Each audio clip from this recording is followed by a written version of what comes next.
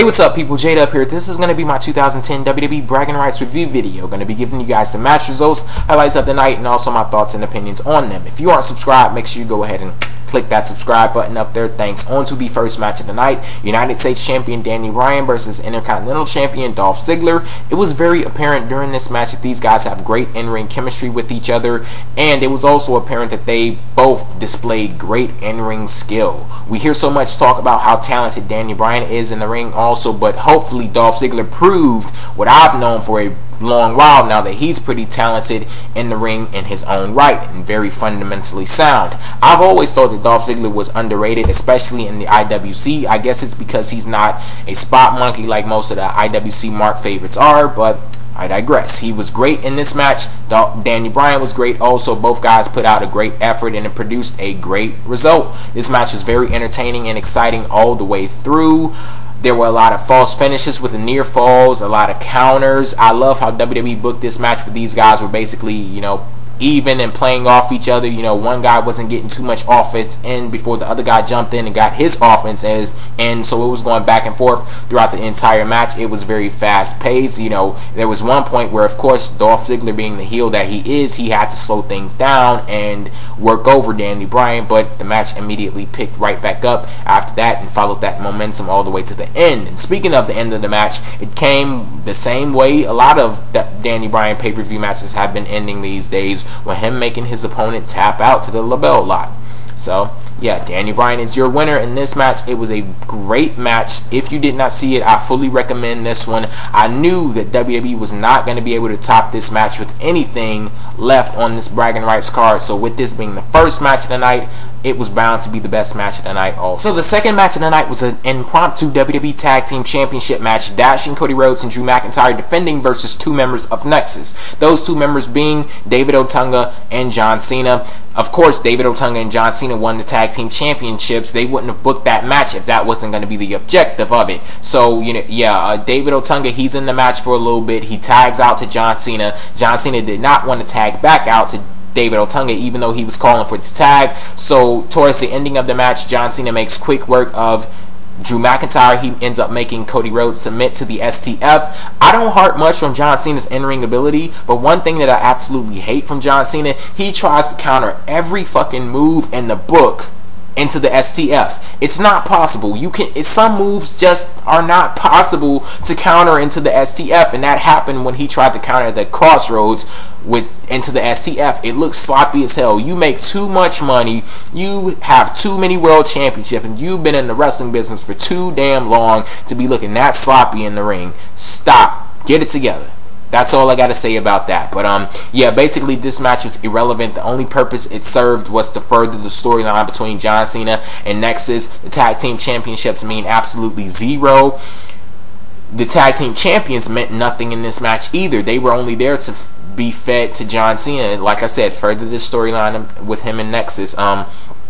At one point, I actually forgot that Drew McIntyre and Cody Rhodes were even the Tag Team Champions, and the same situation applied to the champions before them, the Hart Dynasty. I forgot that they were the champions also. Like I said, those championships mean zero. Maybe the winds of change might be blowing through the tag team division right now. You have the belts on Nexus. I knew that WWE was going to put those belts on Nexus at some point. I was just wondering why it took so long. So, yeah, there you go with that match. On to the third match of the night, DiBiase with Maryse versus Goldust with Aksana. I actually forgot that this match was even on the damn card. Like, I honestly forgot that I even sat through this match and watched it, because there wasn't much memorable that happened during this match. The only memorable thing was Maryse and Aksana with the little cat fight outside of the ring, and that led to the ending of the match, because Aksana, she gets into the ring. Goldust is distracted because he's trying to look out for her. Then that allows DiBiase to get the win over Goldust. And yeah, not much to say about this match. It wasn't a bad match, because Goldust, he's a great in-ring competitor. I love the 90s style, that old school style that he brings to today. So he's great, but I just don't feel that DiBiase or Goldust, and I like both guys, I just don't feel that they're in important enough positions on Monday Night Raw to warrant a pay-per-view match. So I wasn't too into the match, and I could tell that the live crowd there, they weren't too into the match either. So the fourth match of the night was the Divas Championship match, Layla versus Natalya. In my predictions, I thought that Natalya was going to win this match, and looking back, it was so foolish of me to think that WWE would take those championships off of Lay Cool, because to put things into comparison, if the Divas division in WWE was a solar system, Lay Cool would be the sun, because everything in the Divas division revolves around Lay Cool, whether it's Mickie James, Beth Phoenix, Melina, Kelly, Natalya. No matter who the competitor is, that center component will always be Lay Cool, and the situation continues right along with this match right here. Layla ends up winning the match, thus retaining the Divas Championship for Lay Cool with help from Michelle McCool, because Michelle McCool, she interfered in the match, delivers a boot to Natalya's head, thus allowing Layla to pin her and retain those championships. I won't complain much about this match because a lot of people like to say I harp on the Divas too much, I'm too hard on them and things. Only thing that I will complain about, I'm getting pretty annoyed by how often Lay Cool is interfering in each other's matches. Like if Michelle McCool is in the ring, Layla's pitching a fit outside of the ring, interfering in the match, and the same thing happens when Layla's the competitor. That's getting a little bit annoying, but I will say for this match itself, I did enjoy the match. Not any botches that I could pinpoint. It was a enjoyable match. I'm not saying that they tore the house down or anything like that. I'm not saying, oh, this is the resurgence of the WWE's Divas division. They have been resurrected from the dead. Not saying anything like that. It was an enjoyable match, plain and simple. Take that for what it's worth. So the next match was for the World Heavyweight Championship. Kane versus The Undertaker in a Buried Alive match. Kane ends up winning this match with interference from Nexus. That was random as hell. I'm wondering if WWE is going to even try to explain this. What's the connection between Kane and Nexus, and why did they interfere in this match in particular? But, you know, who knows. On to this match. I feel that Kane and The Undertaker, they were doing just enough to get by in this match. They did just enough to give an entertaining match, but they weren't trying to do anything that was memorable or, you know, like really exciting to make somebody jump out of their chair. Like, I didn't get that feeling in this match, and looking back, I haven't gotten in the previous two matches that they've had with each other in this feud, and I'm really underwhelmed by looking at the big picture of things. I'm really underwhelmed with this feud, even though there have been some good storylines. But if you're not delivering when it comes down to the matches, then what's the use? They were brawling in the audience in this match. They attacked each other with chairs in the ring. That was pretty, you know, it was alright, but, you know, it wasn't anything spectacular, like I said. They end up working their way to the grave site, that mock grave site that they had built up for whoever was going to lose the match, where they were going to get buried. And Undertaker, he ends up throwing Kane into the grave site. He tries to throw Paul Bearer in the grave site, but that's when Nexus comes out. They attack the Undertaker. That allows Kane to get up. Then Undertaker gets thrown down there. They start dumping dirt on him, and then Kane does his little supernatural thing where, you know, where he summons a fire. He does his arms like that, and that allowed the bulldozer to drop down, and it dropped a ton of dirt on the Undertaker, and he was buried alive. And that's how the match ended. Kane wins, retains his world championship. He's defeated the Undertaker 3 pay-per-views in a row. I guess, I don't know what happens now. Who's Kane's next challenger? I don't think it will be the Undertaker. Undertaker's going to be gone for a while. I don't expect him to show up on SmackDown anytime soon. Hell, he was just in a Buried Alive match. They have to, you know, play up its importance and seriousness. So yeah, like I said, they did just enough to get by in this match, and looking back at this entire feud, I'm underwhelmed. So finally, we get to the big Bragging Rights SmackDown vs. Raw Tag Team Elimination match. Team SmackDown captained by The Big Show. Team Raw captained by The Miz. Speaking of The Miz, he was probably near the bottom of the list when it came to the amount of time actually spent involved in the ring during the match. He didn't get involved till the end. Basically, he just let everybody else do his dirty work, but it ended up going nowhere because Team Raw lost the match anyway. And The Miz, he was the last competitor on the team. I don't even think he eliminated anybody during the match. I wish they would have showcased The Miz more like they showcased, you know, other guys during the match, like CM Punk, John Morrison, even Jack Swagger got a little screen time. Ezekiel Jackson, Sheamus, Rey Mysterio, Kofi Kingston, Edge, all of those guys got a little showcase, but The Miz really didn't get one. He got in, like I said, he got in there towards the end of the match because he had to. He was the only competitor left after Ezekiel Jackson ended up getting eliminated by Rey Mysterio 619. So The Miz, he jumps into the ring. He almost got hit by the 619 himself, but Alex Riley ends up jumping up, grabbing onto The Miz, absorbing the 619 himself. Then Rey Mysterio goes for the West Coast pop on The Miz, but The Miz counters it. He jumps up, tries to hit a skull-crushing finale on Rey Mysterio, but Rey Mysterio counters that. He goes to tag in Edge. Edge jumps in the ring, delivers a spear to The Miz, pins him, 1, 2, 3, match over and done with. It was enjoyable, but I was looking for a breakout performance, and I really didn't get that breakout performance. Like I said, I named all of those guys that got a little bit of a showcase in the match, but nobody really stood out from the pack, and I think that was the one thing that was missing from this match.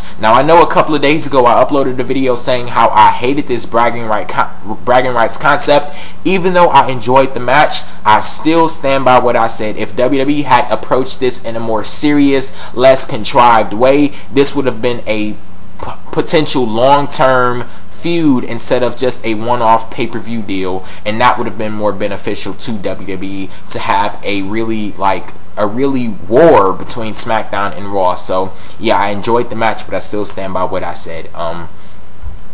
Yeah, so Team SmackDown gets the win. I wanted Team Raw to win this match, and a lot of people were saying that Team Raw was going to win. Oh, WWE is so predictable. Oh, of course Team Raw is going to win. Well, I guess you guys were wrong. But yeah, SmackDown, they can keep that ugly-ass trophy. And one of the highlights of the match, it happened actually outside of the ring on the commentary table, because after Team SmackDown won, Matt Striker went absolutely nuts. He was all in Michael Cole's face, in your face, doing the pelvic thruster, dancing.